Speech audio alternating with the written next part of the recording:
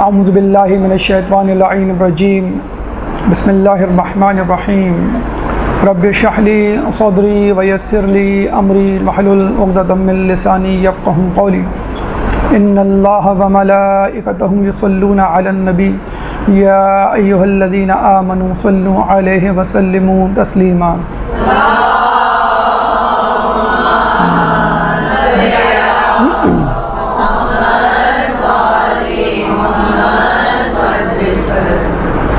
جیسے کہ آپ لوگوں کو معلوم ہے کہ 15 شعبان نیمہ شعبان شب بدھ کو ہے، اور انشاءاللہ ہم سب اس رات کو شب بیداری کریں گے، امام سے راز و نیاز کریں گے، امام کے نام عریضہ لکھیں گے، اور تمام شیعان علی پوری دنیا کے کونے کونے میں امام کے ظہور کی دعا کریں گے۔ لیکن اس کے ساتھ ساتھ یہ بھی ضروری ہے کہ جہاں امام کے ظہور کی دعا کی جائے وہاں خود امام کے ظہور کے لیے عملی طور پہ اپنے آپ کو تیار کیا جائے۔ اور آپ کو معلوم ہے کہ جب کسی چیز، کسی امتحان، کسی بڑے واقعے کی تیاری کی جائے تو اگر اس میں ایک کمپٹیشن کا پہلو یا عنصر داخل ہو جائے تو تیاری دو چند ہو جاتی ہے، آدمی مزید فعال ہو جاتا ہے، خصوصی طور پہ جب وہ یہ دیکھتا ہے کہ فلاں شخص، فلاں آدمی جو مجھ سے پیچھے تھا اور اس راستے پہ چلنے کا مسافر ہی نہیں تھا، وہ مجھ سے بہت آگے نکل گیا ہے یا آگے جا رہا ہے، تو آدمی اور زیادہ مستعد اور چاق و چوبند ہو جاتا ہے کہ یہ میرا استحقاق ہے کہ میں آگے نکلوں، کیونکہ میں پہلے سے اس راہ پر موجود ہوں اور امام کا حقیقی معترف ہوں، امام کی حقیقی معرفت رکھتا ہوں۔ چنانچہ انتظار مہدی کے حوالے سے یہ یاد رکھ لیجئے کہ نہ صرف شیعان علی بلکہ غیر شیعہ افراد، بلکہ غیر مسلم بھی اس بات پہ یقین رکھتے ہیں کہ ایک دن ایسا آئے گا کہ جس دن ایک نجات دہندہ پوری دنیا کو ظلم و ستم سے نجات دلائے گا اور اس دنیا کو عدل و انصاف سے اس طرح بھر دے گا جیسے یہ ظلم و ستم سے بھری ہوئی ہوگی۔ چنانچہ انتظار مہدی اور ادیان عالم، یہ ہمارا آج کا موضوع ہے کہ جس میں ہم غیر شیعہ ادیان یا غیر اسلام ادیان کے حوالے سے گفتگو کریں گے اور یہ بتلائیں گے کہ دنیا میں موجود دوسرے مذاہب میں امام زمانہ کے حوالے سے کس طرح کا انتظار، کس طرح کی شخصیت کا ذکر موجود ہے۔ لیکن اس سے پہلے مقدمتاً کچھ باتیں آپ کے گوش گزار کرنا ضروری ہیں کہ نظریہ انتظار کیا ہے۔ کچھ لوگوں کے نزدیک یہ نظریہ انتظار باطل ہے اور وہ یہ کہتے ہیں کہ ہمیں کسی کا انتظار نہیں کرنا چاہیے، خود سے کوشش کرنی چاہیے، اور کسی نجات دہندہ کا انتظار وہ لوگ کرتے ہیں یا کر رہے ہیں جو کہ سست اور کاہل ہیں، جو کہ ترقی نہیں کرنا چاہتے، جو کہ بیوقوفوں کی جنت میں رہتے ہیں، جنہوں نے ایک جنت دوزخ کا حیبلہ اور خواب اپنے ذہنوں میں سجایا اور اس جنت کی خواہش میں جی رہے ہیں اور مستعدی، فعالیت، ترقی، حرکت ان کے اندر نام کو نہیں پائی جاتی۔ اس کا جواب سب سے پہلے سن لیجئے، وہ یہ کہ اگر امام کا انتظار کرنے والے جنت کے متلاشی اور متمنی لوگ سست اور کاہل ہیں تو ہم نے تو تاریخ میں یہ دیکھا ہے کہ انبیاء کا ساتھ دینے والے ہمیشہ یہی لوگ تھے جنہوں نے جنت کا خواب دیکھا، جنہوں نے امام زمانہ کا خواب دیکھا، اور تاریخ گواہ ہے کہ سب سے زیادہ مشکلات، پریشانی، صعوبتیں، ذلت، اہانت، قربانیاں انہی لوگوں نے دی ہے جن لوگوں نے انبیاء کا ساتھ دیا، جبکہ اس کے مخالف میں جو لوگ تھے وہ بادشاہوں، حکمرانوں، حوث پرستوں کے اعلی کار تھے اور ان کو صرف دنیا سے سروکار تھا، ان کو دنیا میں فساد پھیلانے سے سروکار تھا۔ جبکہ انبیاء کا ساتھ دینے والوں نے ہمیشہ دنیا میں امن قائم کرنے کی کوشش کی ہے، لوگوں کی مدد کرنے کی کوشش کی ہے، اپنا حصہ دوسرے لوگوں کو دینے کی کوشش کی ہے، لوگوں کو ظلم سے روکا ہے اور لوگوں سے ان کا حق ان تک پہنچایا ہے، لوگوں کو ان کا حق ان تک پہنچایا ہے۔ تو پہلی بات تو یہ کہ جو امام کا انتظار کر رہے ہیں وہ سست اور کاہل لوگ نہیں ہیں، بلکہ مستعد اور فعال لوگ ہیں، اور تاریخ اس بات کی گواہ ہے۔ اب وہ لوگ جو منتظر ہیں اور انتظار مہدی کے حق میں ہیں، اب ان کی دلیل سنیے۔ یہ تو دلیل تھی ان لوگوں کی جو منکر مہدی ہیں، جو کہتے ہیں کہ ہم کسی مہدی کو نہیں مانتے اور کوئی نجات دہندہ نہیں آئے گا، ہمیں خود کچھ کرنا ہے، اور یہ سب سست کاہلوں کی باتیں ہیں۔ اس کا جواب ہم نے مختصراً دے دیا۔ اب آئیے ہم لوگوں کا، ان لوگوں کا نظریہ کہ جو کہتے ہیں کہ امام مہدی آئیں گے اور ہم ان کے منتظر ہیں۔ اس ضمن میں کسی آیت قرآنی اور روایت معصوم کو دینے کی ضرورت نہیں، کیونکہ ہمارے مخاطب وہ لوگ ہیں جو دین پہ یقین ہی نہیں رکھتے، جو قرآن پہ یقین ہی نہیں رکھتے، ایتھیسٹ لوگ، ملحد لوگ، کافر لوگ، دشمنان دین ہیں۔ تو ان کو ایک سادہ سا، مختصر سا، عقلی، لاجیکل آنسر دینے کے بعد ہم گفتگو آگے بڑھائیں گے۔ وہ یہ کہ دیکھیں، دنیا میں ہر عاقل و بالغ اور سلیم الفطرت شخص یہ کہتا ہے کہ اگر نیکی برحق ہے، سچ بولنا صحیح ہے، دوسروں کے کام آنا ایک اچھی بات ہے، اللہ کی عبادت ایک اچھی صفت ہے، تو تمام نیکیاں اور خوبیاں ایک اچھی چیزوں میں شمار ہوتی ہیں، تو دنیا کا لیڈر، دنیا کا رہنما اس شخص کو ہونا چاہیے کہ جس میں ساری اچھی صفات موجود ہوں۔ ہر انسان، چاہے وہ اچھا یا برا، وہ چاہتا ہے کہ اس کا لیڈر، اس کا رہنما، جس کے پیچھے وہ چل رہا ہے، وہ تمام نیکیوں کا، تمام صفات کا مالک ہو۔ جب بھی ہم دیکھتے ہیں کہ لوگوں نے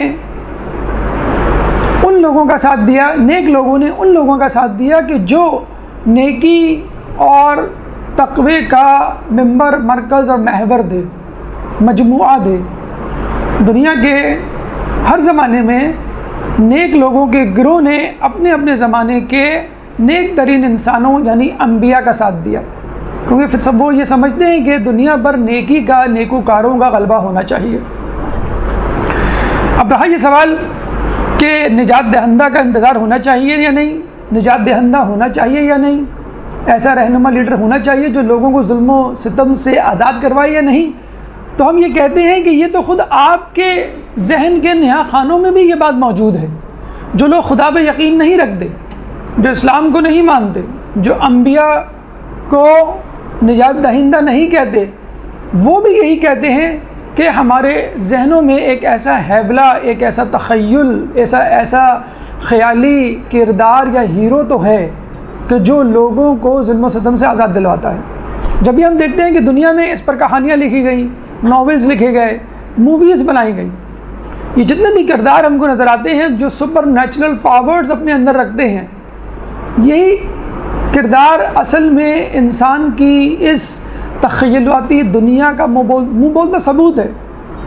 کیوں لوگ ٹارزن کی کہانی، مارک آف زورو کی کہانی، اسپائڈر مین، آئرن مین، بیٹ مین، یہ تمام موویز میں جو کردار دکھائے جاتے ہیں کیوں پسند کرتے ہیں؟ کیونکہ اس میں ایک ایسا کردار ہوتا ہے جو سیلف لیس ہوتا ہے، بے غرض ہوتا ہے، جس کو اپنی نہیں فکر ہوتی، بس یہ فکر ہوتی ہے کہ میں کسی طرح کسی کی مدد کروں۔ جہاں بھی وہ دیکھتا ہے کہ کوئی انسان کسی مصیبت میں مبتلا ہے، کسی بیماری میں مبتلا ہے، کسی حادثے کا شکار ہے، تو یہ افراد جن کو اس دنیا کی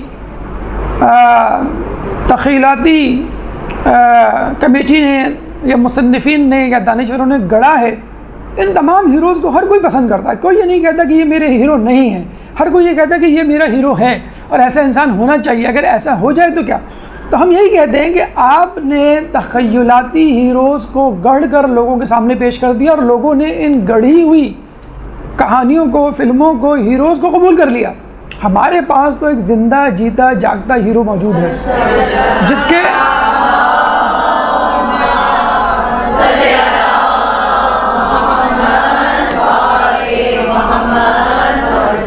کے اندر نہ صرف سپر نیچرل پاورز ہیں کہ وہ ایک جگہ سے دوسری جگہ پہنچ سکتا ہے، وہ ہر کسی کی مدد کر سکتا ہے، ہر کسی سے زیادہ طاقتور ہے، بلکہ اس کے اندر نیک صفات بھی موجود ہے۔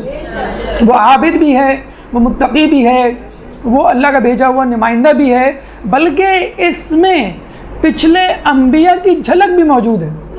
جس طرح پچھلے انبیاء آتے تھے، آج کل کی ہیروز اور نجات دہندہ کو اگر آپ لیں تو ان ہیروز ان نجات دہندہ میں کبھی بھی کسی بھی کردار میں کسی نبی کی جھلک نظر نہیں آئے گی، لیکن ہمیں فخر ہے کہ ہم جس نجات دہندہ کا انتظار کر رہے ہیں اس کے اندر پچھلے انبیاء کی جھلک موجود ہے، اس کا رابطہ، اس کا خاندان، اس کی نسل کا سلسلہ رسول اللہ سے پہلے انبیاء سے جا کے ملتا ہے۔ تو اگر کوئی تخیلاتی کہانی اور کردار بنا کر پیش کرتا ہے، اس کو ہاتھوں ہاتھ لیا جاتا ہے، تو کیوں نہ ہم اپنے حقیقی کردار کو جو اس وقت زندہ پائندہ موجود ہے، فقط ہمارے لیے انتظار کر رہا ہے، یہ نہیں کہ وہ اپنی تیاری کر رہا ہے، ہم ان تیاری میں مصروف ہیں، اس لیے وہ ظہور نہیں کر رہا۔ اگر وہ چاہے تو وہ خود اکیلا بھی اس دنیا کو فتح کر سکتا ہے، لیکن وہ اکیلا جنت میں جانا نہیں چاہتا، وہ چاہتا ہے میرے ساتھ میرے چاہنے والے بھی جنت میں جائیں، وہ چاہتا ہے کہ میری کامیابیوں میں میرے چاہنے والوں کا بھی حصہ لکھا جائے۔ اگر میں کوئی ملک فتح کروں، دنیا کو عدل و انصاف سے بھروں، تو شیعان علی منتظرین امام مہدی کا نام بھی میرے ساتھ ساتھ شامل ہوں۔ یہ وہ فلسفی ہے، یہ وہ حقیقی کردار ہے جس کو ہم نے اپنے ذہن میں لیا ہوا ہے، اور یہ وہ لاجک ہے، یہ وہ عقلی دلیل ہے جس کی بنا پر ہم کہتے ہیں کہ ہم امام مہدی کو اور امام مہدی کا انتظار کرنے کو بجا طور پہ حق کہنے کے حقدار ہیں، اس کا استحقاق رکھتے ہیں کہ دنیا بھی اسی نجات دہندہ کی جسے کہتے ہیں کہ تلاش میں ہے۔ کبھی وہ مصنوعی طور پہ اس کو بنا کے پیش کر دیتی ہے، اور کبھی وہ بنا نہیں پاتی، جبکہ ہمارا کردار اللہ کی طرف سے بنا کر بھیجا گیا ہے۔ یہ ہے نظریہ انتظار کہ ہم کس کا انتظار کریں، اور ہمیں کسی کا انتظار کرنا بھی چاہیے کہ نہیں کرنا چاہیے۔ اب دوسری بات، انتظار کے معنی کیا ہیں؟ اور لغوی حوالے سے انتظار کے معنی ہیں فکر مند ہونا، لغوی طور پہ انتظار کے معنی ہیں نا امیدی سے امید کی طرف دیکھنا، لغوی طور پہ انتظار کے معنی ہیں کسی چیز پر اپنی نگاہیں رکھتے ہوئے تیاری کرنا، کسی چیز یعنی شخصیت کا انتظار، کسی چیز یعنی کسی واقعے کا انتظار، مثلا امتحان کا انتظار کرتے ہوئے آپ اس کی تیاری کرتے ہیں، کسی مہمان کا انتظار کرتے ہوئے اپنے گھر کو آپ سجاتے ہیں، تو اس کو ہم انتظار کہتے ہیں۔ اگر اصطلاح میں ہم دیکھیں، یعنی جس بیک گراؤنڈ میں بات ہو رہی، جس پس منظر میں، تو ہم یہ کہیں گے کہ اس دن کا انتظار کہ جب ایک شخص اس دنیا کو عدل و انصاف سے اس طرح بھر دے گا جیسے یہ ظلم و ستم سے بھری ہوئی ہوگی۔ یہ ہے انتظار کے اصطلاحی معنی، اور ہمارے ہاں احادیث میں اس انتظار کی اتنی زیادہ اہمیت ہے کہ احادیث میں آیا ہے کہ افضل الاعمال الامتی انتظار الفرج، کہ افضل ترین اعمال میں سے افضل ترین عمل انتظار فرج، یعنی کشادگی، خوشحالی اور امید والے دنوں کا انتظار، یعنی امام زمانہ کا انتظار۔ اسی طرح افضل العبادہ انتظار الفرج، کہ افضل ترین عبادت امام مہدی یا انتظار فرج کا انتظار اور ان کے لیے پر امید ہونا ہے۔ اب یہ صرف کہ انتظار کی اقسام کیا ہے؟ انتظار کی دو اقسام ہیں، ایک منفی اور ایک مثبت۔ منفی انتظار یہ ہے کہ آپ ہاتھ پہ ہاتھ دھرے بیٹھے رہیں اور کچھ نہ کریں، فقط امام زمانہ کے بارے میں یہ سوچے بس وہ آئیں گے اور وہ سب کچھ کر دیں گے، میں کچھ نہیں کروں گا۔ اور کچھ لوگ تو یہ کہتے ہیں کہ چونکہ حدیث میں آیا ہے کہ یملأ الارض قسطا وعدلا کما ملئت ظلما وجورا، کہ وہ آ کر زمین کو عدل و انصاف سے اس طرح بھر دیں گے کہ جس طرح وہ ظلم و جور سے بھری ہوئی ہوگی۔ تو ہمیں چاہیے کہ ہم دنیا میں ظلم کریں، ہمیں چاہیے کہ ہم دنیا میں ظلم کو پروموٹ کریں اور گناہ کریں تاکہ دنیا بھر جائے۔ یقیناً امام اسی وقت ظہور کریں گے، لیکن اس صورت میں آنے کے بعد وہ سب سے پہلے اپنی تلوار سے آپ کی گردن اڑائیں گے، یعنی ان لوگوں کی گردن اڑائیں گے کہ جنہوں نے اس دنیا کو ظلم و ستم سے بھر دیا تھا۔ جبکہ دوسرا انتظار کیا ہے؟ متحرک انتظار، فعال انتظار، اور امام کے لیے اس طرح کا انتظار کہ جس طرح کے امام کو مطلوب ہے، امام کو جو سپاہی مطلوب ہیں، امام کو جو افراد مطلوب ہیں، وہ صفات اپنے اندر پیدا کرنا، امام کے لیے گراؤنڈ تیار کرنا، امام کے لیے زمینہ فراہم کرنا، امام کے لیے مقدمہ تیار کرنا۔ جیسے ایرانی انقلاب ایک طرح کا زمینہ ہے، مقدمہ ہے۔ جب بھی ہم دعا مانگتے ہیں کہ ایران کے انقلاب کو قائم رنگ اور اسے قائم کے انقلاب سے متصل کر دے۔ تو ہمارے لیے ضروری ہے کہ ہم ایسا انتظار کریں کہ جس میں فعالیت ہو اور جس میں ایسے کاموں کی تحریک ہو کہ جن کاموں کو امام زمانہ پسند کرتے ہیں۔ اب آئیے ان ادیان، ان اقوام، ان افراد کی طرف چلتے ہیں کہ جو امام زمانہ کا انتظار کر رہے ہیں، ان کتابوں کی طرف چلتے ہیں کہ جن میں امام زمانہ کے تعارف یا ان کا اشارہ موجود ہے۔ ہماری وہ کتابیں نہیں، ان افراد کا تعلق ہمارے مذہب سے نہیں، لیکن چونکہ جوش و ولولے کے لیے ضروری ہے کہ ہمیں معلوم ہو کہ ہمارے آس پاس کے لوگ کیا کر رہے ہیں اور امام زمانہ کا کس طرح انتظار کر رہے ہیں، کہ جب وہ لوگ جن کے وہ امام نہیں ہیں یا جن کو وہ امام نہیں مانتے وہ بھی انتظار کر رہے ہیں، تو آپ جس کو اپنا امام مانتے ہیں آپ خود کیوں نہ انتظار کریں۔ تو سب سے پہلے عیسائیوں کی طرف چلتے ہیں۔ عیسائیوں کی کتاب انجیل میں امام زمانہ کا نام مہمیز درج ہے، اور یہ کہا گیا ہے کہ اپنے آپ کو آئندہ ہونے والی جنگوں سے پریشان مت کرو اور دل گرفتہ مت ہو، کیونکہ یہ دنیا کا اختتام نہیں۔ اپنے چراغوں کو جلا کر رکھو اور اپنے مالک کا انتظار کرو۔ کتنے خوش نصیب ہیں وہ افراد کہ جو اپنے مالک کے آنے پر بیدار رہتے ہیں اور جن کا مالک انہیں بیدار دیکھے۔ آخری ایام میں حضرت عیسیٰ اور مہدی ظہور کریں گے، وہ دجال اور شیطان کو شکست دیں گے۔ اب آپ دیکھیے ان بائبل کی، ان انجیل کی سطروں میں وہی علامات پوشیدہ ہیں جو ہمارے یہاں موجود ہیں کہ آخری ہونے والی جنگوں میں دل گرفتہ نہ ہو۔ ہمیں بھی بتلایا گیا ہے کہ امام کے ظہور کے وقت ایک ایسی جنگ ہوگی، عالمی جنگ، جس میں 2/3 افراد مر جائیں گے۔ اسی طرح ہمیں کہا گیا ہے کہ رات اندھیری ہوگی، ظلم کی رات ہوگی، گناہ کا انبار ہوگا، لیکن آپ کو امید کی کرن جلا کے رکھنی ہے۔ وہاں کہا گیا ہے کہ وہ اس طرح ظہور کریں گے کہ تمہیں گمان بھی نہیں ہوگا۔ ہمارے یہاں بھی یہ روایت ہے کہ چاہے قیامت کے آنے میں ایک دن ہی کیوں نہ رہ جائے، اللہ تعالیٰ اس دن کو اتنا طویل کرے گا کہ ایک نجات دہندہ آئے گا اور جو اس دنیا کو عدل و انصاف سے ایسے بھر دے گا جیسے یہ ظلم و ستم سے بھری ہوئی ہوگی۔ پھر ہمارے یہاں یہ ہے کہ ان کے ساتھ عیسیٰ علیہ السلام بھی آئیں گے اور دجال کو، شیطان کو شکست دیں گے۔ ہمارے یہاں روایتوں میں آیا کہ جب اللہ تعالیٰ سے شیطان نے یہ کہا تھا کہ مجھے وقت معلوم کی مہلت دے، تو وہ قیامت تک کی مہلت نہیں دی بلکہ ظہور امام زمانہ تک کی مہلت دی، کیونکہ اس کے بعد لوگ اس طرح راہ راست پر آ جائیں گے ایک روایت کے مطابق کہ لوگ شیطان کے جھانسے میں پھر دوبارہ نہیں آ پائیں گے۔ تو یہ وہ روایت ہے جو انجیل میں موجود ہے۔ اب اس کی توثیق، اس کی تصدیق اور اس کی تائید خود عیسائیوں کے موجودہ رویے سے آپ کر سکتے ہیں۔ عیسائیوں کا ایک بہت بڑا مفکر، عیسائی مصنف باب اوتھیل اپنی کتاب دا لاسٹ پوپ نامی کتاب میں لکھتا ہے کہ موجودہ پوپ فرانسس اس دنیا عیسائیت کے آخری پوپ ہیں اور اس کے بعد کوئی اور پوپ نہیں بنے گا۔ تو لوگوں نے کہا کیوں؟ تو اس نے بتلایا کہ وہ تمام نشانیاں اور علامات جو امام مہدی کی ہیں وہ ظاہر ہو چکی ہیں، ہونے والی ہیں، اور خود پوپ فرانسس جو اس وقت موجودہ پوپ ہے اس کی زندگی ہی میں وہ علامات پوری ہو جائیں گی اور عیسیٰ اور مہدی کا ظہور ہو جائے گا، اور اس کے بعد خود ان کی حکومت ہوگی، موجودہ پوپ فرانسس کی نہیں ہوگی۔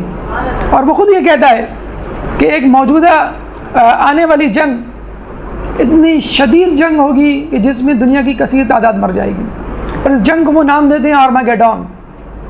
آپ کو یاد ہوگا کہ فرانس میں کچھ عرصے پہلے بم دھماکے، شوٹنگ کے واقعات اور ہجوم پر گاڑی چڑھا دینے کے واقعات ہوئے تھے جس میں کافی لوگ مر گئے تھے اور پے در پہ واقعات ہو رہے تھے۔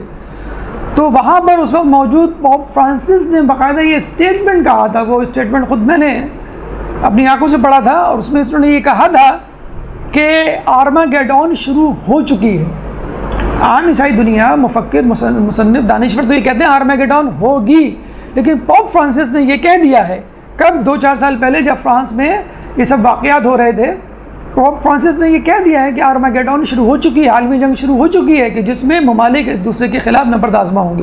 اگر آپ غور کریں کہ دنیا میں اس وقت کہیں نہ کہیں جنگ چل رہی ہے، کسی نہ کسی ملک میں جنگ چل رہی ہے، اور اگر کوئی ملک اس جنگ سے خالی ہے، یعنی اس کے ملک میں جنگ نہیں ہو رہی، تو وہ ملک خود اس جنگ میں شریک ضرور ہے۔ مثلا جنگ کہاں کہاں ہو رہی ہے؟ یمن میں ہو رہی ہے جنگ، جو ہے وہ لبنان میں ہو رہی ہے جنگ، جو ہے وہ عراق میں ہو رہی ہے جنگ، جو ہے وہ شام میں ہو رہی ہے جنگ، جو ہے وہ افغانستان میں ہو رہی ہے۔ کہاں نہیں ہو رہی؟ سعودیہ میں نہیں ہو رہی، لیکن سعودیہ یمن میں موجود ہے۔ کہاں نہیں ہو رہی؟ پاکستان میں نہیں ہو رہی، لیکن پاکستان خود وہ 40 یا 39 ممالک کے اتحاد میں موجود ہے۔ امریکہ میں ہی نہیں ہو رہی، لیکن امریکہ خود جو ہے وہ شام میں میزائل گرا رہا ہے۔ فرانس اور انگلینڈ میں نہیں ہو رہی، وہ خود امریکہ کی نیٹو فورس کے ساتھ دنیا میں جنگ میں ملوث ہے۔ تو دیکھا جائے ڈائریکٹلی انڈائریکٹ دنیا کا ہر ملک، رشیا میں نہیں ہو رہی، رشیا خود کسی نہ کسی طرح، ایران میں نہیں ہو رہی، لیکن ایران خود کسی نہ کسی جنگ میں موجود ہے، پراکسی وار جسے کہتے ہیں۔ تو دنیا خود آٹومیٹیکلی دو کیمپس میں ڈیوائڈ ہو چکی ہے۔ ایک وہ کیمپ ہے جس کا لیڈر امریکہ ہے، جس کے ساتھ یورپی ممالک ہیں، جس کے ساتھ آل سعود ہے، جس کے ساتھ دوسرے عرب ممالک ہیں جن کو آل سعود نے خرید لیا، اور دوسری طرف ایران اور وہ لوگ کہ جو ان ممالک کے، جو کہ امریکہ کے جھنڈے تلے یا امریکہ کی چھتری تلے جمع ہوئے ہیں، اس کے خلاف ہیں۔ تو یہ وہ جنگ ہے جو شروع ہو چکی ہے، ظاہراً باقاعدہ جنگ شروع ہونا باقی ہے، لیکن آرماگیڈون شروع ہو چکی ہے۔ عیسائی مفکرین اور خود پوپ فرانسس یہ کہہ چکے ہیں کہ جنگ شروع ہو چکی ہے، اور پوپ فرانسس اس وقت اپنے دور کے آخری پوپ ہوں گے۔ خدا آیت اللہ بہجت یہ بات کہہ چکے ہیں کہ میں جوانوں نہیں، اپنے دور کے بزرگوں کو یہ خوشخبری سنا رہا ہوں کہ امام کا ظہور ہونے والا ہے۔ ایک درود پڑھ دے محمد علیہ۔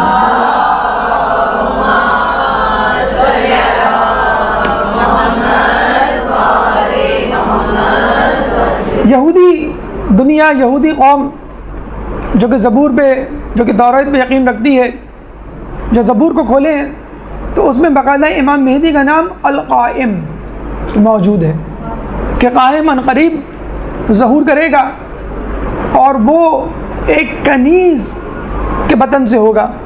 جیسے کہ ہم جانتے ہیں کہ امام کی جو مادر تھی وہ تھی تو ملیکہ، لیکن کنیزی کی بھیس میں نرجس کے نام کے ساتھ امام کے گھر میں آئی تھی، تو لوگوں کو یہ اشتباہ ہے کہ وہ کنیز تھی، حقیقت میں نہیں تھی، بہرحال ایک اشارہ تو موجود ہے۔ پھر یہ کہ جب وہ ظہور کریں گے تو منافقوں اور ظالموں کا خاتمہ ہو جائے گا، اور جب وہ ظہور کریں گے تو لوگ کمزوروں کو، اللہ تعالیٰ کمزوروں کو اور ان کا انتظار کرنے والوں کو دنیا کا جو ہے وہ بادشاہ بنا دیں گے۔ پھر اس کے بعد ہم یہ دیکھتے ہیں کہ وہ یہ بھی کہتے ہیں کہ مسیح اور جسے کہتے ہیں کہ مہدی مل کر دنیا سے ظلم و ستم کا جو ہے وہ خاتمہ کریں گے۔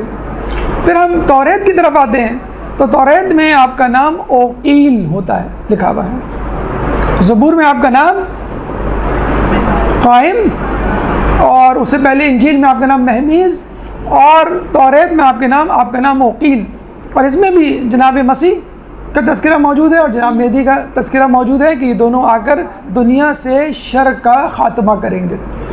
اب عیسائیوں اور یہودیوں کے حوالے سے تھوڑی سی تفصیل سن لیجئے کہ جب موسیٰ علیہ السلام اس دنیا سے گئے تو انہوں نے اپنی کتابوں میں یہ تلاش کیا کہ آنے والا آخری نجات دہندہ 80 صفات کا مالک ہوگا۔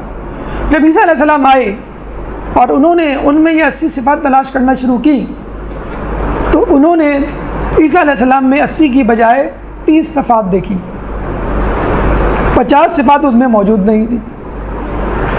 تو انہوں نے عیسیٰ علیہ السلام کو مہدی کیا نبی بھی ماننے سے انکار کر دیا، اور عیسیٰ علیہ السلام کتنے زیادہ دشمن ہو گئے کہ باقاعدہ ان کو قتل کر دیا۔ کیسے قتل کیا آپ کو معلوم ہوگا۔ عیسیٰ علیہ السلام جب اپنے حواریوں کے ساتھ ایک مکان میں بند تھے، اور جس مکان سے عیسیٰ علیہ السلام کو اللہ تعالیٰ نے کھڑکی کے ذریعے رستے اوپر اٹھایا تھا، وہاں پہ ان کے حواری موجود تھے، اور انہوں نے پیشن گوئی کر دی تھی کہ کون کون حواری جو ہے مرتد اور کافر ہو جائے گا اور کون جو ہے میرے مذہب پر رہے گا۔ تو وہ حواری جس کے بارے میں کہا تھا کہ وہ کافر ہو جائے گا، وہ حواری جب باہر نکلتا ہے اور لوگوں کو یہ بتلاتا ہے کہ عیسیٰ علیہ السلام اندر موجود ہیں، تم ان کو قتل کر سکتے ہو۔ جب بادشاہ کے سپاہی ان کو مارنے کے لیے آئے تھے، اس کا نام تھا سرجس۔ تو کہتے ہیں کہ جیسے وہ باہر نکلا اس کی شکل اللہ تعالیٰ نے عیسیٰ علیہ السلام جیسی بنا دی، اور لوگوں نے کہا کہ تم خود عیسیٰ ہو۔ عیسیٰ اندر نہیں ہے، عیسیٰ باہر ہے، اور وہ صلیب پہ چڑھا دیا۔ اچھا، عیسیٰ علیہ السلام کو ڈھونڈنے میں اور ان کو صلیب پہ چڑھانے پہ سرجس کو یعنی یہودیوں کا ہاتھ تھا، لیکن یہودیوں نے یہ دیکھا کہ عیسیٰ علیہ السلام کو مارنے کے بعد آپ کو معلوم ہے کہ یہودی یہ وہ قوم ہے کہ جو 70 انبیاء کو قتل کر دیا کرتی تھی فجر سورج طلوع ہونے سے پہلے، اور اپنے کاروبار پہ اس طرح جاتی تھی جیسے کچھ ہوا ہی نہیں۔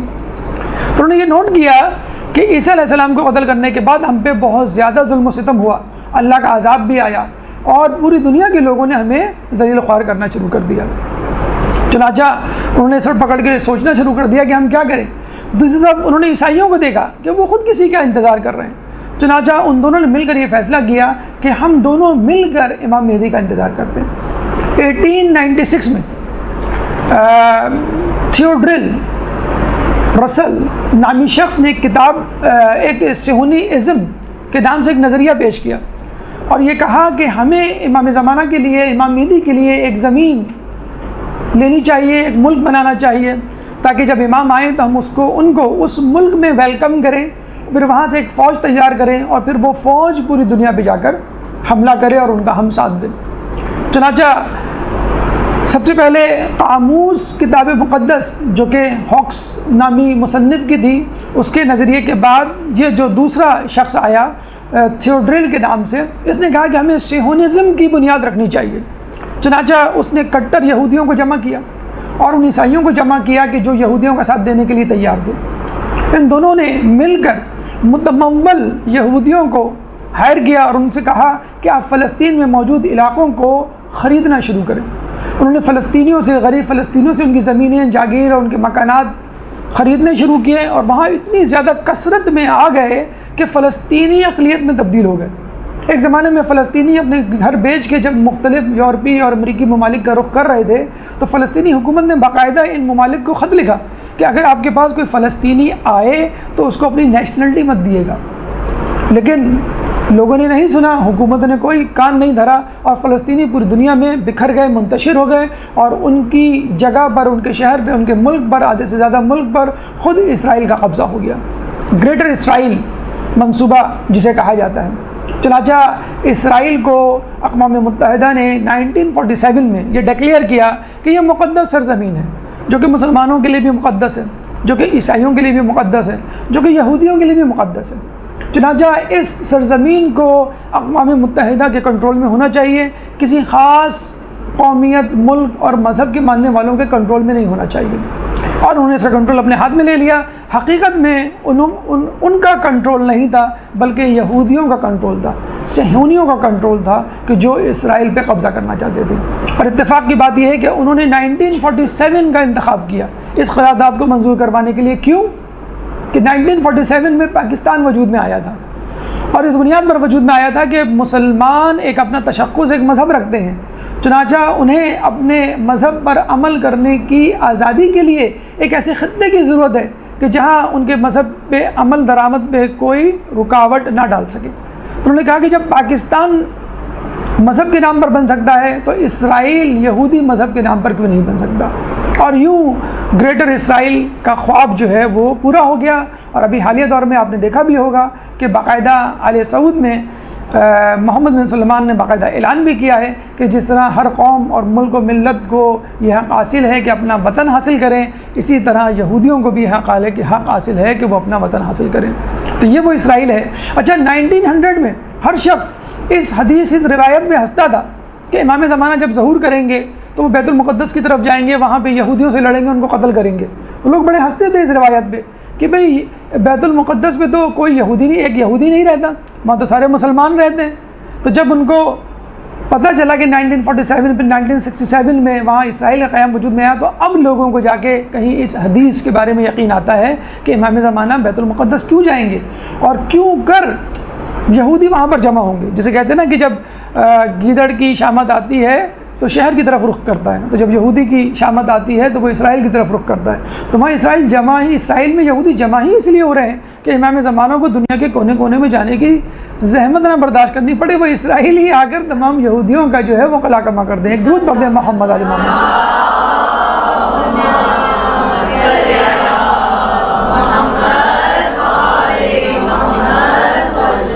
یہودی اور عیسائی مذہب کے بعد زرتشت ایک مذہب ایران میں، جس کے ماننے والے اپنی کتابوں میں پڑھتے ہیں کہ آنے والے کا نام جو کہ دنیا پہ حکومت کرے گا اس کا نام خسرو ہوگا۔ اچھا، مختلف کتابوں میں، مختلف مذاہب میں، مختلف اقوام میں، ادیان عالم میں امام زمانہ کے مختلف نام ہیں، لیکن فیچرز، اسٹریٹجی، منصوبہ بندی اور ان کا کارنامہ یا ان کے کام وہی ہیں جو ہماری کتابوں میں، اور ہمارے یہاں زیادہ تفصیل سے اس کا تذکرہ موجود ہے، کیونکہ اوروں کی کتابوں میں، حتیٰ کہ غیر شیعہ مسلم کتابوں میں بھی امام کا اوریجن، امام کی ولادت، امام کا خاندان، امام کی نسل کا کوئی تذکرہ نہیں ہے، جبکہ ہمارے ہاں اس کی پوری تفصیل جو ہے وہ موجود ہے۔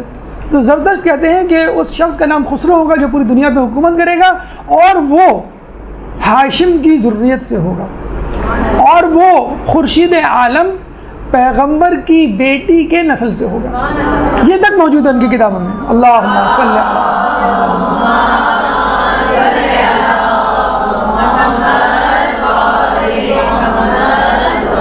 پھر وہ کہتے ہیں کہ دنیا میں ہمیشہ سے اہریمان اور ایزدان کی جنگ چلتی رہی ہے۔ اہریمان یعنی شر پسند عناصر، اور ایزدان یعنی خیر والے عناصر، اور ہمیشہ اہریمان کو ایزدان پر فتح حاصل ہوتی رہی ہے، لیکن آخری زمانے میں ایزدان کے ساتھ اللہ کا نمائندہ اور اللہ کی نصرت بھی شامل ہو جائے گی، اور وہ ہمیشہ کے لیے اہریمان پر غالب آ جائیں گے، کیونکہ اہریمان دنیا کی تو طاقت ہے، آسمان کی نہیں، جبکہ ایزدان دنیا کی بھی طاقت ہے اور آسمان کی بھی طاقت ہے۔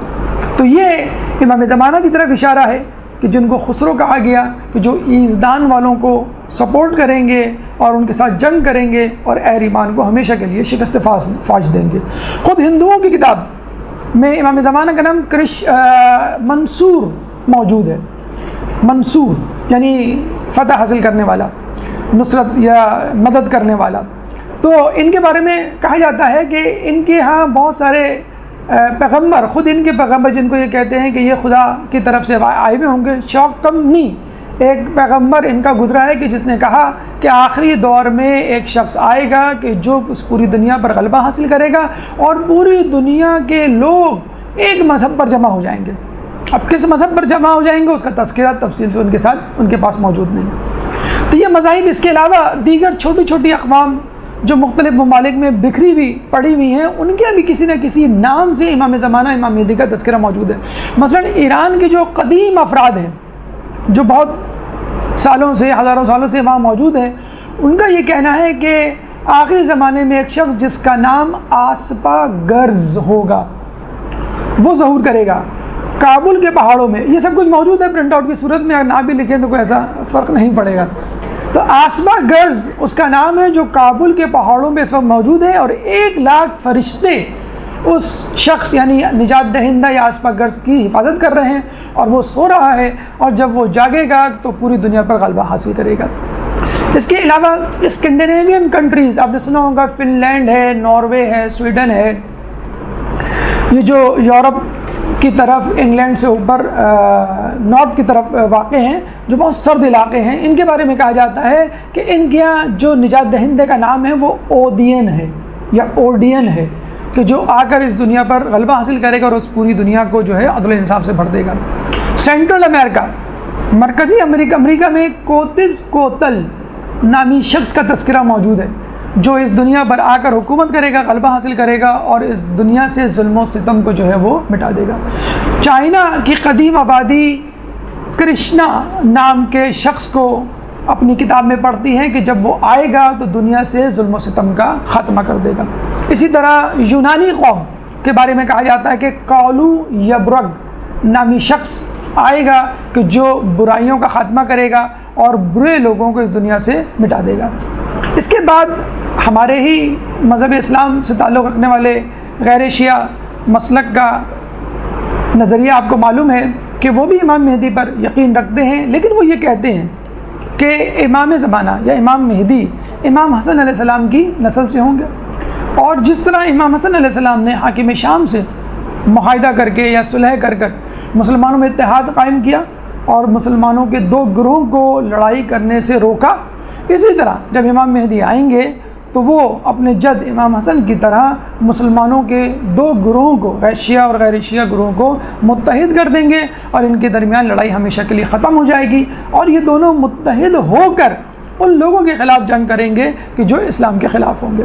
بہرحال غیر شیعہ مذاہب میں، غیر شیعہ اقوام میں، غیر شیعہ ادیان میں امام زمانہ کا نام، امام زمانہ کا کارنامے یا ان کی خصوصیات کسی نہ کسی طور پہ مندرج ہیں، لیکن ہمارے پاس جو تفصیلات ہیں وہ پوری مکمل تفصیل ہیں. جیسے پچھلے درس میں ہم نے بات کی تھی کہ امام زمانہ کی ولادت، پھر امام زمانہ کا غائب ہونا، پھر ان کا غیبت صغریٰ میں جانا، پھر ان کا غیبت کبریٰ میں جانا، اس کے بعد اپنے نائبین کے ذریعے رابطہ رکھنا، موجود مجتہدین اور مرجع اکرام ہیں ان سے کسی نہ کسی طور پہ رابطے میں رہنا، اور پھر جب وہ ظہور کریں گے تو اس سے پہلے غیر حتمی علامات کیا ہیں، اور پھر ظہور سے عین چند دن پہلے حتمی علامات کیا ہوں گی، اور جب وہ ظاہر ہوں گے تو کن کے خلاف جہاد کریں گے، کن لوگوں کو جو ہے اس دنیا سے واصل جہنم کریں گے، ان کی حکومت کا طرز زندگی اور طرز فکر کیا ہوگا، اور لوگ ان کا کس طرح ساتھ دیں گے، اور اس وقت ان کی غیبت میں ہمیں ان کا کس طرح ساتھ دینا چاہیے. ایک درود پڑھ دیں محمد والے محمد.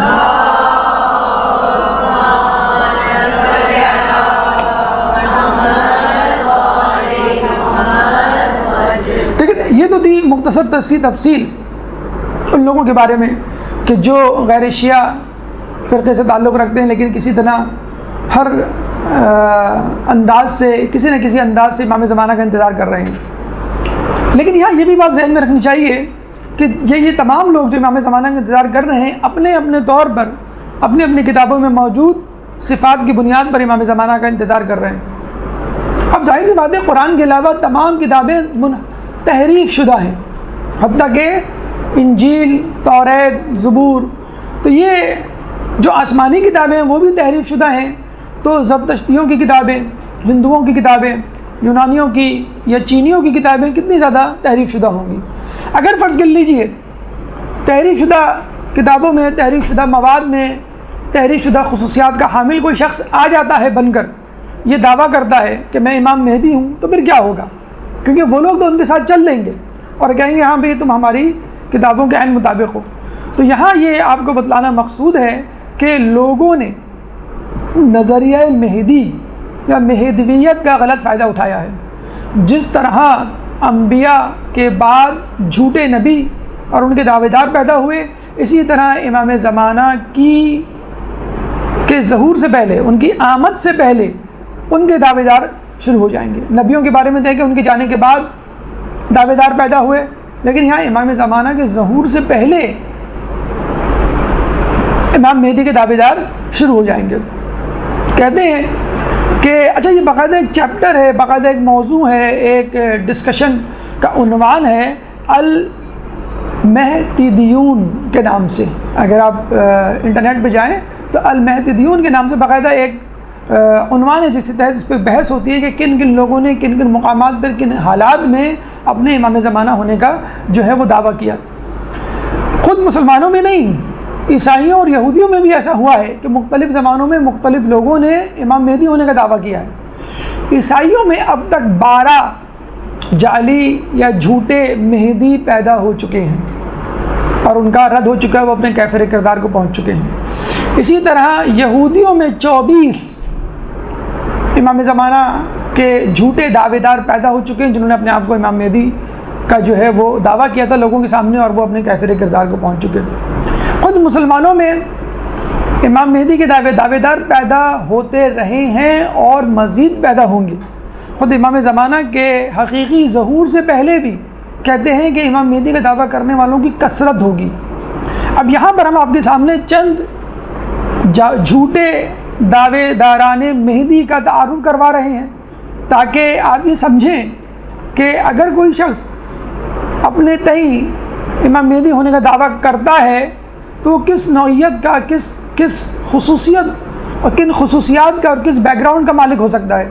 کہ یہ نہ ہو کہ جب امام زمانہ ظہور کریں اور آپ ان کو چھوڑ کے امام زمانہ اس امام مہدی کی طرف چلے جائیں کہ جو جھوٹا دعوے دار ہے، جیسے آج کل ہو رہا ہے. پاکستان جیسے جاہل معاشرے میں بہت سارے ایسے دعوے دار مل جائیں گے جو مختلف کرامات یا جھوٹے معجزوں کی بنیاد پر جو ہے وہ لوگوں کو اپنا گرویدہ بنا لیتے ہیں.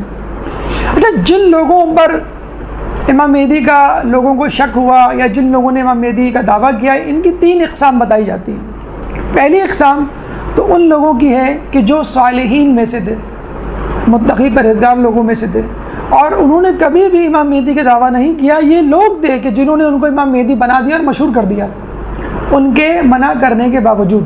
نمبر 1 مثلا محمد حنفیہ مشہور کر دے گئے امام مہدی لے، حالانکہ وہ امام مہدی نہیں تھے. 7ویں امام کے بارے میں مشہور کر دیا گیا، حالانکہ وہ امام مہدی نہیں تھے. بہت سارے ابھی اس کی مثالیں میں آپ کو دوں گا. دوسرے نمبر پہ وہ افراد ہیں کہ جنہوں نے خود اپنے تئیں امام مہدی ہونے کا دعویٰ کیا عزت، دولت، شہرت اور اقتدار کی لالچ میں. جیسے مہدی ابن منصور جو کہ بنو عباس کا بادشاہ تھا، اس کے بیٹے نے یہ دعویٰ کیا. تیسرے نمبر پہ اس قسم کے لوگوں کا نام آتا ہے کہ جن کو استعمار نے استعمال کیا، برٹش گورنمنٹ نے خصوصی طور پہ استعمال کیا. مثلا علی باب جو بہائی مذہب کا بانی ہے، مثلا مرزا احمد قادیانی جس کو برٹش گورنمنٹ نے سپورٹ کیا. تو یہ وہ افراد ہیں جن پر مہدی ہونے کا شبہ کیا گیا یا جنہوں نے خود سے اپنے طور پہ مہدی ہونے کا دعویٰ کیا. تو چند مثالیں آپ کے سامنے تاکہ آپ کے اذہان میں یہ بات رہے کہ لوگ کس طرح مہدی بن جاتے ہیں یا کس طرح لوگ دوسروں کو مہدی بنا دیتے ہیں. درود پڑھ دیں محمد والے محمد.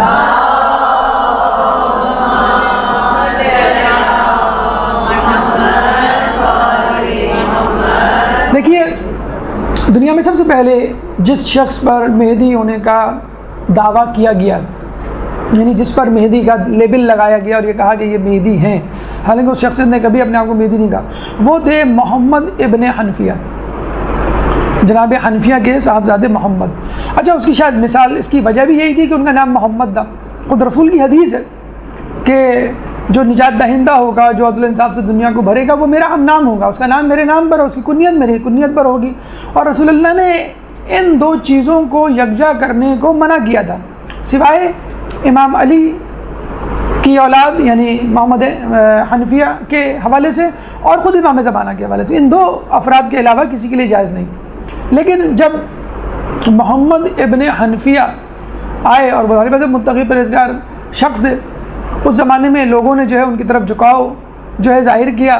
اچھا، ان کا انتقال بھی 80 ہجری میں ہو گیا اور یہ کہتے ہیں کہ لوگوں نے یہ مشہور کر دیا کہ وہ کوہ رضوی نامی پہاڑ پر چلے گئے اور 2 شیر ہیں جو ان کی حفاظت کر رہے ہیں اور یہ دوبارہ ظہور کریں گے اور دنیا کو عدل و انصاف سے بھر دیں گے. کہتے ہیں کہ اس زمانے میں محمد بن عجلان نامی شخص تھا جو بہت بڑا عابد تھا مدینے کا. اس نے لوگوں کو یہ کہنا شروع کر دیا کہ ہاں میں ان کے امام مہدی ہونے کی تصدیق کرتا ہوں. اس زمانے کا بنو عباس کا بادشاہ منصور جب وہاں پر آیا، جب اس کو پتہ چلا کہ لوگوں میں محمد ابن حنفیہ جو ہیں وہ مشہور ہو گئے ہیں اور محمد بن عجلان نے ان کی تصدیق کر دی ہے، تو اس نے محمد بن عجلان کو بلا کر سزا دی اور اس کو جو ہے وہ ایک ہاتھ اس کا کٹوا دیا، قطع کر دیا کہ تم نے جو ہے ان کو ساتھ کیوں نہیں دیا. اس کے بعد ملتا ہے کہ محمد بن عبداللہ بن حسن، امام حسن کے بیٹے عبداللہ کے بیٹے محمد. تو محمد بن عبداللہ بن حسن، ان کے بارے میں بھی یہی بات مشہور ہو گئی کہ ان کا نام محمد ہے اور ان کے والد کا نام عبداللہ ہے.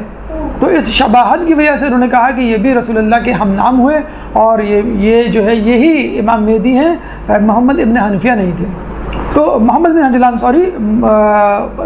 عجلان نے ان کے لیے کہا تھا، محمد حنفیہ کے لیے نہیں بلکہ ان کے لیے. کس کے لیے؟ محمد بن عبداللہ بن حسن کے لیے، کیا میں ان کی تائید کرتا ہوں. تو منصور دوانقی نے ان کا ہاتھ قطع کروا دیا اور یہ کہا کہ یہ تمہاری سزا ہے. اس کے بعد ایک اور شخص کو پکڑ کے لایا گیا جو تھا محدث، بہت بڑا عالم تھا، محدث محمد بن عبداللہ. جب اس کو پکڑ کے لایا گیا تو اس سے پوچھا گیا محدث عبداللہ بن جعفر، تو اس نے کہا کہ میرے ساتھ بھی یہی ہوا ہے کہ میں نے بھی اشتباہ کیا، میں بھی سمجھا کہ ان کا نام محمد ہے، ان کے والد کا نام عبداللہ ہے، چنانچہ میں بھی یہ سمجھا کہ یہ مہدی ہے. اب منصور دوانقی جو یہ سن رہا تھا اور دوسری مرتبہ اس نے یہ بات سنی تو اس نے کہا منصور دوانقی کا اصل نام تھا عبداللہ، اس کے بیٹے کا نام تھا مہدی. تو اس نے کہا یہ بات تو مجھ پہ صادق آتی ہے، میرا نام تو عبداللہ ہے اور میرے بیٹے کا نام مہدی ہے. تو ایسا کرو کہ تم لوگ اوروں کو چھوڑو، میرے بیٹے کو مہدی مان لو. اور اس نے اپنے بیٹے کو یعنی مہدی کو کہہ دیا کہ یہ وہ مہدی ہے جس کا جو ہے روایتوں میں تذکرہ ہے اور یہی جو ہے وہ دنیا کو عدل و انصاف سے بھر دے گا. تو دیکھیں لوگوں نے کس طرح اپنے آپ کو محمد حنفیہ قصوروار نہیں تھے، بے قصور تھے. اسی طرح محمد بن عبداللہ بن حسن وہ بھی قصوروار نہیں تھے، لیکن ان کو دیکھ کر، ان کو تو امام مہدی لوگوں نے بنایا تھا، لیکن یہ نظریہ دیکھ کر یا بھاپ کر منصور نے کہا کہ میرا بیٹا مہدی یہ ہے حقیقی مہدی. اس کے بعد اسماعیل بن محمد بن اسماعیل بن امام صادق، چھٹے امام کے جو بیٹے تھے اسماعیل، اور اسماعیل کے جو بیٹے تھے محمد. آپ کو معلوم ہے جناب اسماعیل پہ لوگوں نے یہ اشتباہ ظاہر کیا تھا کہ یہ امام ہے، کیونکہ بڑا بیٹا امام ہوتا ہے، اور جو امام موسیٰ کاظم تھے وہ ان کے بعد ان کا نمبر آتا ہے. تو ان کا انتقال جو ہے امام جعفر کے زمانے میں ہو گیا. کن کا؟ اسماعیل کا. تو امام جعفر نے یہ کہا بھی تھا لوگوں کو، دیکھو امامت سے متعلق خدا کی حجت جس طرح اس وقت واضح ہوئی ہے، اس سے پہلے کبھی نہیں ہوئی تھی. یعنی جس کو تم امام سمجھ رہے تھے اس کا انتقال میری زندگی میں ہو گیا. یعنی واقعتاً حقیقتاً یہ امام نہیں ہے، بلکہ امام موسیٰ کاظم ہے. لیکن کچھ لوگوں نے بدستور اصرار کیا کہ نہیں یہی ہے.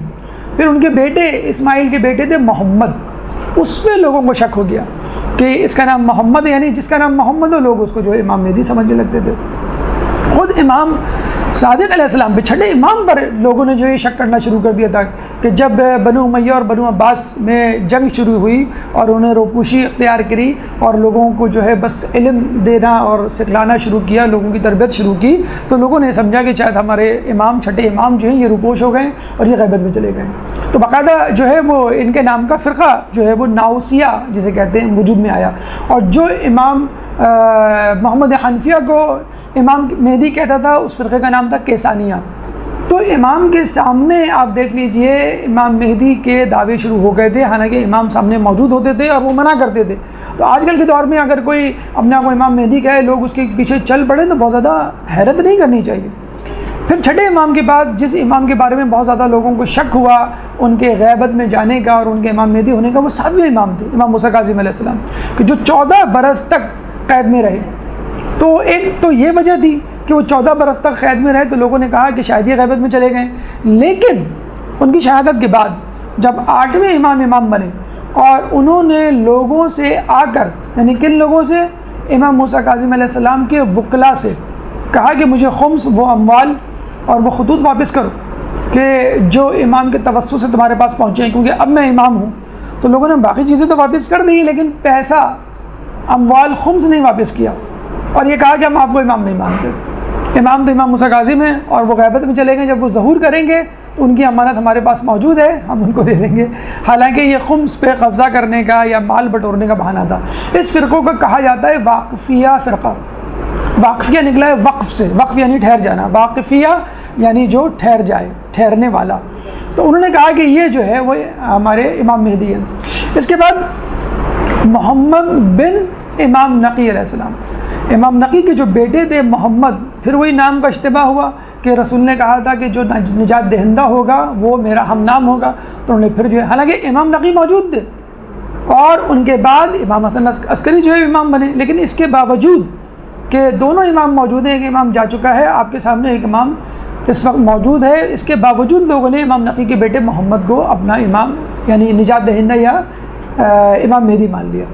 خود امام حسن عسکری علیہ السلام کے بارے میں ملتا ہے، کیونکہ انہوں نے آئندہ کے دور کے لیے یعنی خود امام زمانہ کے لیے راہ ہموار کرنے کے حوالے سے خود اپنے طور پہ بہت زیادہ اپنے آپ کو محدود اور مقید کر لیا تھا. اپنے طور پہ بہت کم لوگوں سے ملا کرتے تھے، تو لوگوں نے ان کے بارے میں شک شروع کر دیا کہ یہ شاید غیبت میں چلے گئے. اچھا، جب ولادت ہوئی تھی 12ویں امام کی تو وہ بڑی خفیہ ولادت تھی، ہم نے آپ کو بتایا تھا، بہت کم لوگوں کو، بہت ہی قریبی لوگوں کو بتایا تھا، عام پبلک کو نہیں بتایا تھا، کہ جو کمزور ایمان کے تھے یا فتنہ پھیلا سکتے تھے. تو وہ بھی ان کی تعداد کثیر تھی. انہوں نے یہ کہا کہ شاید امام جو ہے وہ غیبت میں چلے گئے ہیں، کیوں کہ 12ویں امام کی ولادت کا تو ہمیں پتہ ہی نہیں چلا، تو 12واں امام تو ہے ہی نہیں، تو 11واں امام ہی غیبت میں چلا گیا ہے. جب وہ واپس آئے گا تو ہم پھر اس کے ہاتھ پہ بیعت کریں گے. تو یہ خود ایک فرقہ جو ہے وہ وجود میں آ گیا.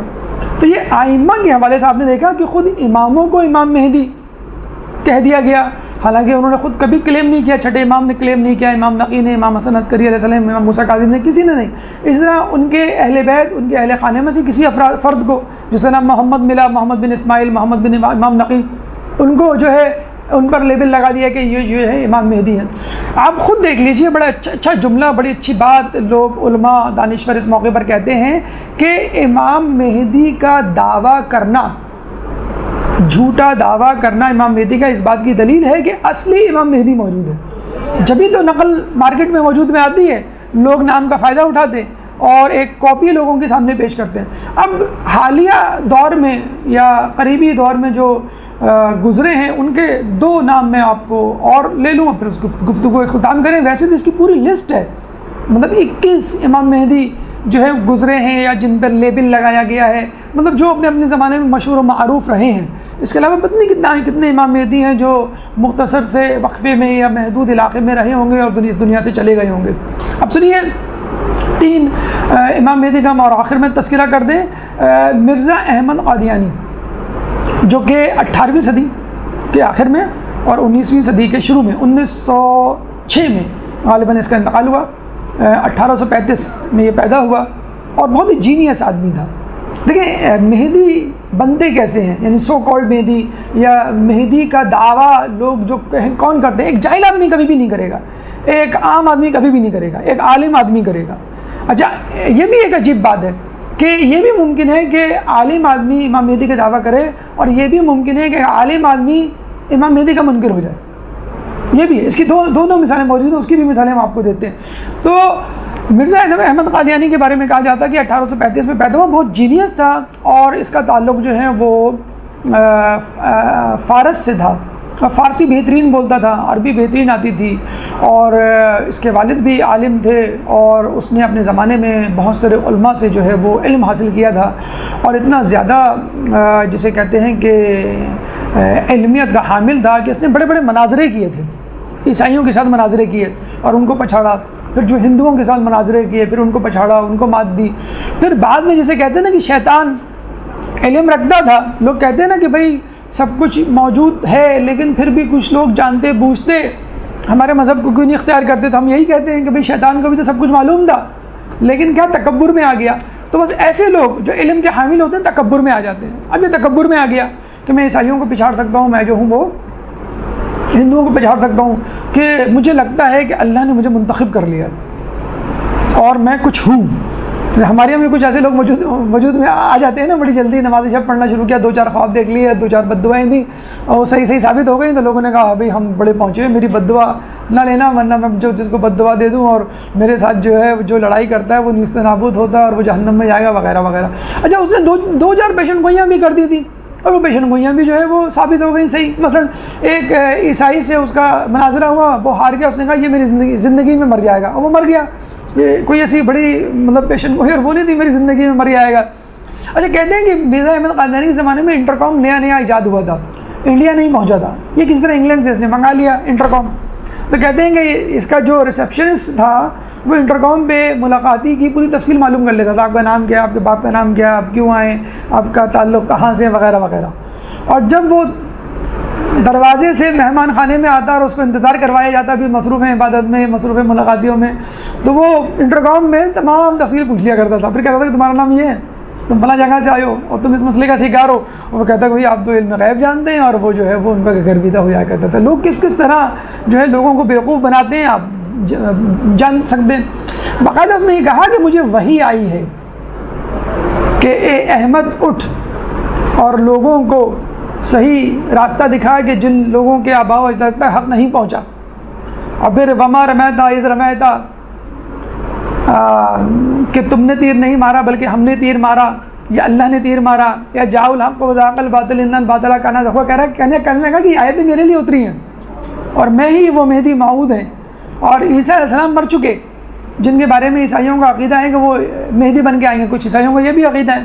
اس نے کہا میں مہدی ہوں۔ پھر اس کو اس پر بھی صبر نہیں ہوا، اس نے کہا نہیں مجھے مزید پروموشن چاہیے، تو لوگوں سے اس نے کہا کہ میں 40 دن کا چلہ کاٹنے جا رہا ہوں اور اس دوران تم انتظار کرنا، میں اللہ سے ارتباط کروں گا جیسے رسول اللہ غار حرا میں جاتے تھے، اور پھر میں دیکھوں گا کہ اللہ مجھے کیا حکم دیتا ہے۔ تو اس نے ایک مسجد میں جا کر اس کی چھت پر 40 دن تک چلہ کاٹا، اور 40 دن کے بعد آیا تو اس نے 2 گھنٹے عربی میں خطبہ دیا، اور لوگ کہتے ہیں کہ ایسا لگ رہا تھا کہ اس کو الہام ہو رہا ہے، اب ان لوگوں کے حالات پڑھیں تو تھوڑی دیر کے لیے آدمی بھی ڈگمگا جائے کہ یہ کیسے لوگ تھے. عالم فاضل، بہت زیادہ علم رکھنے والے، حافظ، ہر قسم کی جسے کہتے ہیں کہ جہل سے علم کو گرفت کرنے والے، لیکن کیا حب جاہ کا شکار ہو گئے. 40 دن بعد یہ آیا تو اس نے یہ کہا کہ مجھ پر وحی اتری ہے کہ اب ہم نے تم کو نبی بنا دیا. تو اس کی ترقی ہو گئی. اس نے کہا میں امام نہیں، میں اب جو ہوں نبی بن گیا ہوں، اور رسول اللہ جو تھے وہ آخری نبی نہیں تھے، وہ آخری نبی میں ہوں، اور جس کے بارے میں جو ہے وہ قرآن میں آیا ہے. تو بہرحال خیر وہ اس دنیا سے چلا گیا، لیکن مہدی کا دعویٰ کرنا اور اس کا سلسلہ جاری رہا. گور شاہی یہ تو ابھی اسی صدی میں 2006 میں ان کا انتقال ہوا ہے کہ یہ بھی سکر میں کسی جگہ پہ رہتے تھے. ان کو بھی تصوف کا بہت شوق تھا. یہ لوگوں کے پاس گئے، پیروں کے پاس گئے، مزاروں کے پاس گئے، لیکن ان کی مراد بھر نہیں آئی. تو خود ان کو الہام ہو گیا کہ تم خود ہی نجات دہندہ ہو. تو انہوں نے جو ہے لوگوں کو جو ہے وہ اپنے پاس جو ہے وہ جمع کرنا شروع کر دیا، اور یہ بھی کہہ دیا کہ چاند پر میری تصویر موجود ہے، حجر اسود بھی میری تصویر موجود ہے. جب لوگ ان کو مارنے کو دوڑے تو یہ انگلینڈ چلے گئے، پھر وہاں سے جا کے اپنے لوگوں کو ٹول. یہ اتفاق کی بات ہے کہ قادیانیوں کو بھی انگلینڈ کنٹرول کر رہا تھا، اور مرزا یہ گوہر شاہی کو بھی انگلینڈ والوں نے کنٹرول کیا. ایک آپ نے سنا ہوگا مہدی کا دعوے دار تھا علی باب، جس نے بہائی مذہب کی بنیاد رکھی. کہاں پہ؟ شیراز میں، ایران میں. یہ فقط 30 سال کی عمر میں انتقال کر گیا. اس 30 سال میں اس نے ماشاءاللہ اتنی ترقی کی، ہم منتظر مہدی نہیں بن سکتے، ہم وہ 30 سال میں مہدی بن گیا. تو اس نے جو یہ دعویٰ کر دیا کہ میں مہدی ہوں اور لوگ جو ہیں وہ میرے ہاتھوں پر بیعت کریں. لوگوں نے جو ہے وہ دھڑا دھڑ اس کے ہاتھ پہ بیعت کرنی شروع کی، اور برٹش گورنمنٹ کا کہتے ہیں کہ ہاتھ تھا اس کو مہدی بنانے میں، اور اس نے جو ہے وہ کتابیں بھی لکھنا شروع کی.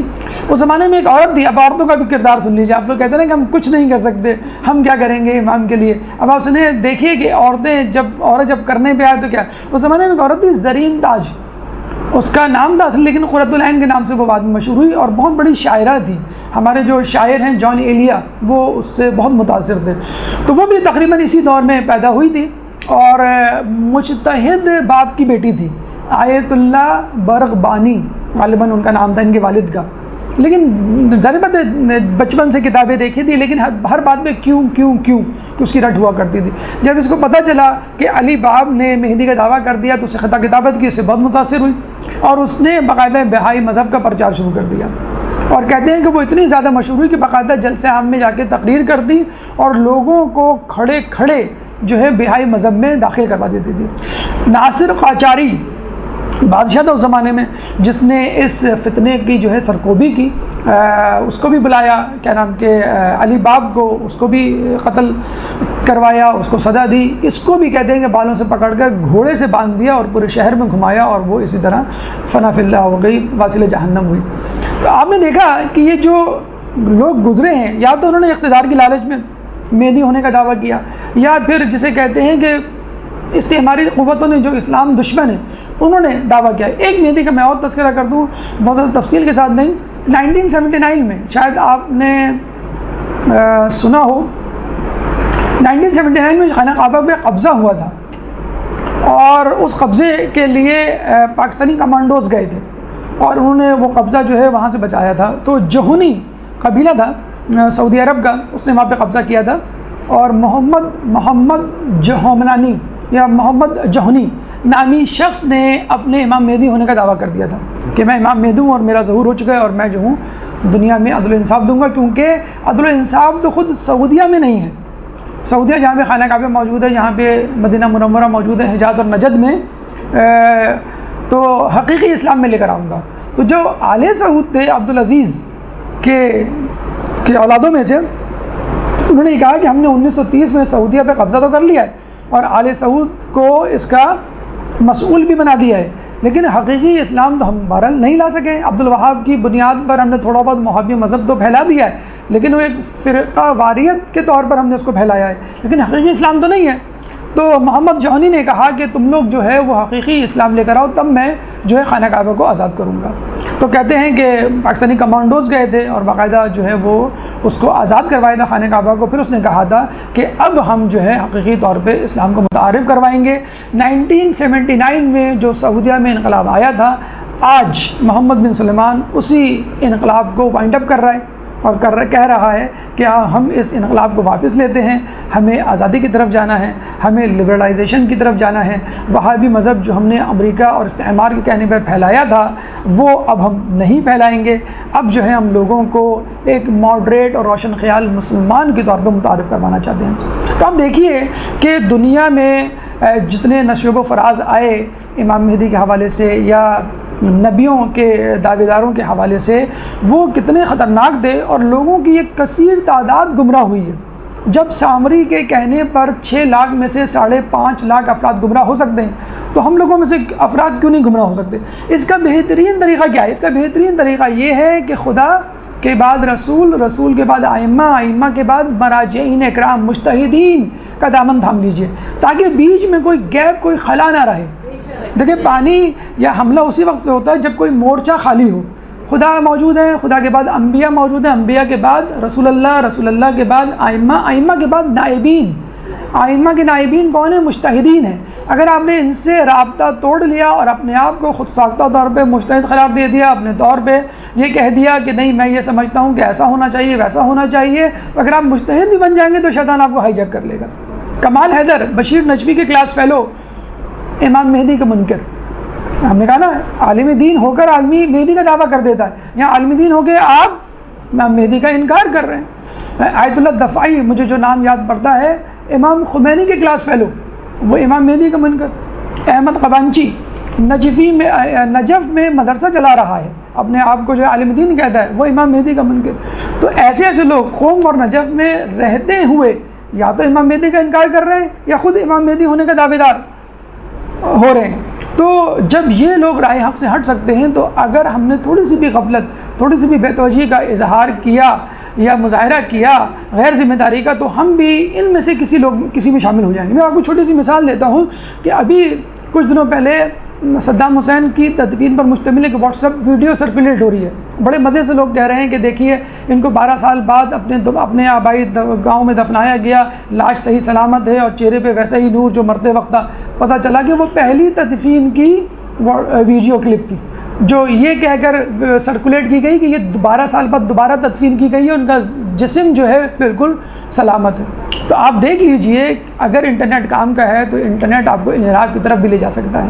اگر آپ کے اندر شکوک و شبہات موجود ہیں، ڈاؤٹس موجود ہیں، اشتباہات موجود ہیں، اشکالات موجود ہیں، فوراً اپنے اساتذہ، فوراً اپنے خیر خواہوں، فوراً اپنے مجتہدین سے رجوع کیجئے اور ان سے سوالات پوچھیے۔ اگر آپ نے اپنے طور پہ اپنے تئیں ان سوالات کو حل کرنے کی کوشش کی تو پھر وہی ہوگا جو اخباریوں کے ساتھ ہو رہا ہے، جو اغالیوں کے ساتھ ہو رہا ہے۔ کبھی شہادت ثالثہ وجود میں آئے گی، کبھی شہادت اربع، اور پھر کتنی 12 شہادتیں اب وجود میں آنے والی ہیں۔ تو مجتہدین سے رابطہ رکھیے، نمبر 1۔ نمبر 2 مقامی علماء سے رابطہ رکھیے۔ نمبر 3 انٹرنیٹ جتنے بھی میڈیا کے ذرائع ہیں ان میں آنے والی ویڈیوز یا اسٹیٹمنٹس، ان کو محتاط انداز سے پڑھیے، محتاط انداز سے یقین کیجئے۔ اگر تصدیق کر سکتے ہوں تصدیق ضرور کروائیے، ورنہ اس پر یقین نہیں کیجئے۔ چوتھی بات، غیر شیعہ منابع، غیر شیعہ مجالس میں بیٹھنے سے احتراز کیجئے۔ ابھی خاتون آئی کہنے لگی مجھے فلاں جو ہے وہ دعوت اسلامی والوں نے شرکت کی دعوت دی تھی، میں ان کے دعوت میں گئی، مجھے تو بہت اچھا لگا، میرے لیے نعرے لگوائے گئے۔ تو ہم نے کہا بس اسی طرح تو لوگ جو ہے گمراہ کرتے ہیں۔ تو غیر شیعہ منابع، غیر شیعہ ویب سائٹس، غیر شیعہ محفلوں میں جانے سے اعتراض کیجئے۔ یہ ان لوگوں کے لیے چھوڑ رکھیے کہ جو اسکالرز ہیں، جو علماء ہیں، جو تحقیق کے لیے ان کی کتابوں یا ویب سائٹس کا جو ہے وہ دور کرتے ہیں۔ اور آخری بات کہ اتحاد بین المسلمین ضرور ہونا چاہیے، لیکن اس سے پہلے اتحاد بین المومنین نہایت ضروری ہے۔ اگر ہمارے اندر اتحاد نہیں ہوگا تو ہم مسلمانوں میں بھی اتحاد نہیں ہو سکتا۔ امام مہدی کے لیے وہ تمام لوگ جو ہے ان کی تائید اور نصرت کریں گے کہ جو ان کا ساتھ دینے کے منتظر ہیں، یہ نہیں کہ جو فقط کھوکھلے دعوے کرتے ہیں۔ اور اگر ہم نے امام مہدی کا انتظار اس طرح نہیں کیا جس طرح کے حق ہے تو اللہ تعالیٰ امام مہدی کا سپاہی کسی اور کو بنا دے گا اور ہم سے یہ اعزاز چھین لے گا۔ ہے آیا یورش تاتار کے افسانے سے پاسباں مل گئے کعبے کو صنم خانے سے۔ اللہ تعالیٰ سے دعا ہے کہ اللہ تعالیٰ ہمیں امام زمانہ کا صحیح طور پہ انتظار کرنے کی توفیق عطا فرمائے۔ اللہ تعالیٰ سے دعا ہے کہ ہمیں منکرین مہدی کے اثرات سے دور رکھ۔ اللہ تعالیٰ سے دعا ہے کہ ہمیں امام کا سچا اور حقیقی سپاہی بنا۔ اللہ تعالیٰ سے دعا ہے کہ ہمیں تعلیمات اہل بیت پر عمل کرنے کی توفیق عطا فرما، قیامت کے دن ان کی شفاعت سے بہرمند فرما، امام کے ظہور میں تعجیل فرما اور ہمیں ان کے انصار و اعوان میں شامل فرما۔ ربنا تقبل منا انک انت السمیع العلیم وتب علینا انک انت التواب الرحیم برحمتک یا ارحم الراحمین۔ یا مولا